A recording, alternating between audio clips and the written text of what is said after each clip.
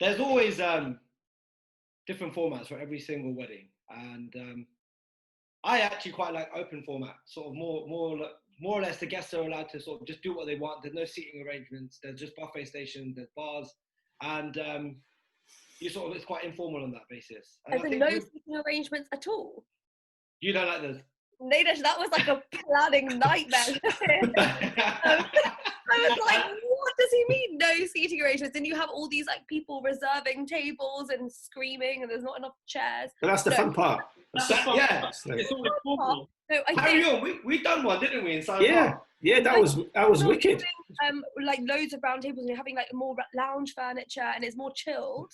Then completely get it. But if you're having like 300 people and then 30 round tables, and at some point you're expecting everyone to sit down, then I think you need. No. It's not sit down meal. It's basically buffet stations.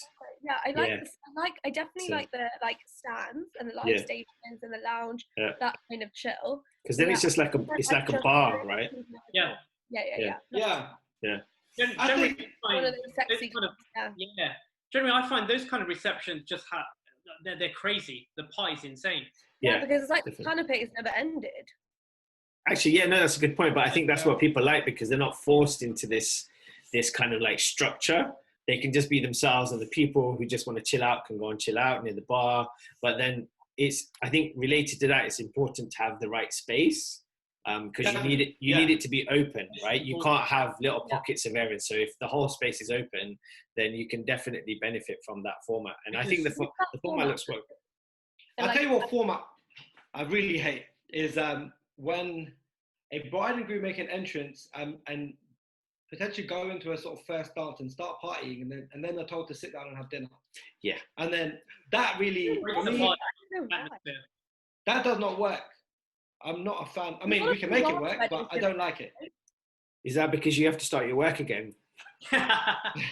No, I think for Punjabi weddings, they do it because obviously it's starting so early, right? Like they start the reception at like 2-3 o'clock. Yeah, that's true. And if you're not quite ready to eat dinner, but they then have a really long dancing before you break. I think when people do it in the evening, you end up dancing for like 40 minutes, and then you go for this roti break. That's what they call it.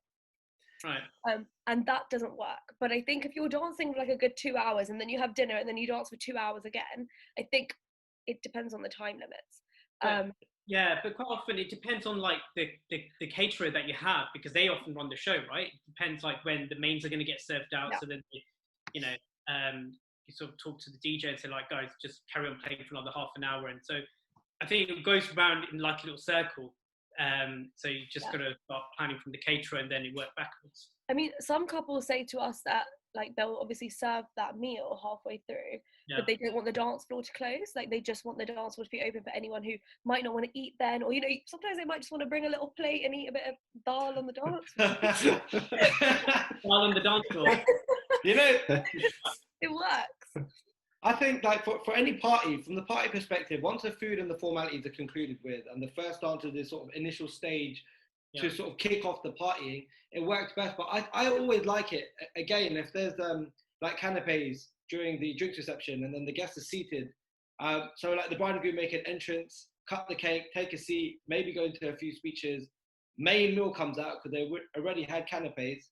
And then after the main, the first dance and the party. And I usually find that way, traditionally, most of the wedding receptions we do start at, give or take, between 6 and 7 p.m. Yeah. And they finish about 12. And if you're lucky, more towards the 1 a.m. mark, which is increasingly becoming more and more popular recently. Mm-hmm. And that way around, on that sort of running order, you can get all the formalities out of the way by 9 and have a clean 3 hours minimum of partying. I always say to my clients, like, you should aim to at least do your first dance and kick off the party by 9:15, and then later. Yeah. No, for sure. Otherwise, you don't get enough time. Yeah, you don't. And it's such a waste, because everyone essentially wants to come to reception to party and not listen to like speeches forever and sit around a round table and just, do you know what I mean? Everyone wants to interact with everyone. So, starting the dancing off by 9 gives them a good 3 hours to party, or at least 2.5, even if the actual party starts at 9:30. Yeah. That's a good amount of time. That's a really good time.